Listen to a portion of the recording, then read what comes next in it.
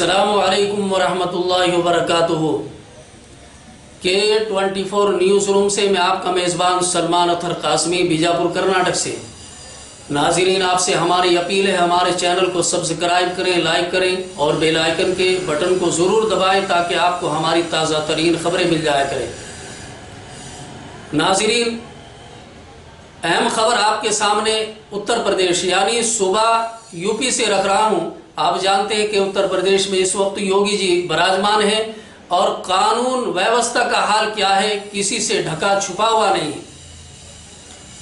गाजियाबाद जो यूपी उत्तर प्रदेश में आता है, गाजियाबाद दिल्ली से बहुत करीब है और एनसीआर भी कहलाता है। गाजियाबाद में आपने देखा होगा, आपके सामने ये न्यूज आई होगी जो गुज़िश्ता 20 जुलाई को एक पत्रकार की हत्या हो गई।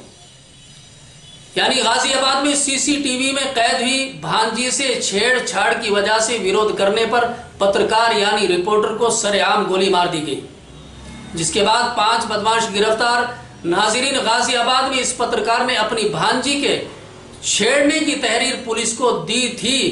पुलिस ने बर वक्त ना कोई कार्रवाई की और नहीं किसी की गिरफ्तारी की। तहरीर देने से नाराज, जिस वक्त ये तहरीर दी है पुलिस को, बदमाश नाराज हो गए और बदमाशों ने नाराज होकर के सोमवार 20 जुलाई देर रात पत्रकार को गोली मार दी। हमारे पास रिपोर्ट आने तक पत्रकार विक्रम जोशी की इलाज के दौरान मौत होगी। बेटियों के सामने ही गोली मारी गई थी, यानी उनके परिवार के सामने घुसकर गोली मार दी गई। पत्रकार रिपोर्टर जिसे हमारे मुल्क का संविधान आजादाना तौर पर रिपोर्टिंग करने का या पत्रकारिता करने की इजाजत देता है, पत्रकारों के साथ ये हाल है तो आम जनता के साथ क्या हाल होगा। इसी ट्वीट को लेकर के प्रियंका गांधी ने, जो कांग्रेस की महासचिव हैं,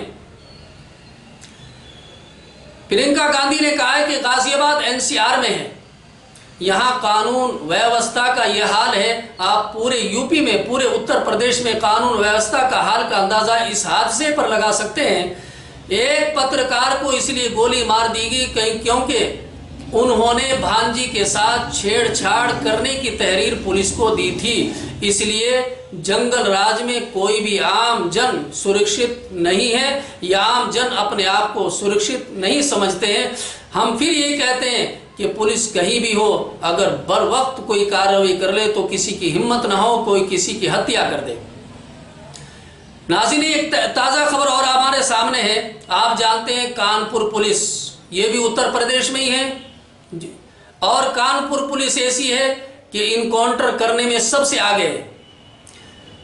यानी कानपुर में ही यह हादसा गुजरा है कि पुलिस के कहने पर एक लैब असिस्टेंट का अपहरण हुआ और पुलिस के कहने पर परिजनों ने दी थी 30 लाख की फिरौती। कानपुर पुलिस और एक मर्तबा आरोपों के घेरे में है। इस बार आरोपी की वजह यह बताई जाती है कि एक लैब असिस्टेंट की अपहरण के बाद हत्या। 22 जून को लैब असिस्टेंट का अपहरण हुआ था। मजबूर और परेशान हाल परिजनों ने इसे छुड़ाने के लिए पुलिस स्टेशन प्रभारी थानेदार से लेकर पुलिस से लेकर इंचार्ज तक के चक्कर काटे ताकि हमारा आदमी छूट जाए, जिसका नाम बताया जाता है कि संजीत है।